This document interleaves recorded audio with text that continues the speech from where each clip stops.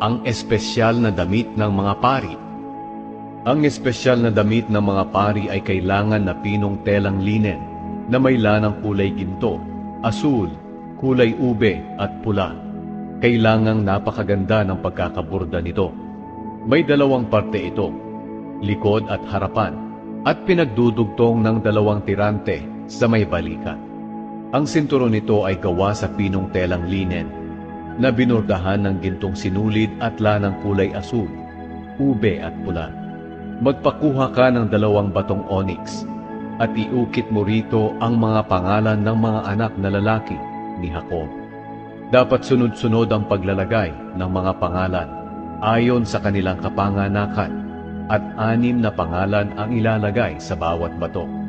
Dapat iukit ito kagaya ng pag-ukit ng platero sa pantatak. Pagkatapos ilagay ang bato sa balangkas na ginto at ikabit ito sa tirante ng espesyal na damit bilang mga alaalang bato nila para sa mga lahi ng Israel. Sa pamamagitan nito palaging madadala ni Aaron ang pangalan nila sa presensya ko at aalalahanin ko sila. Ang balangkas na ginto ay palagyan mo ng 2 malakwintas na tali na purong ginto para maikabit sa may balikat ng damit.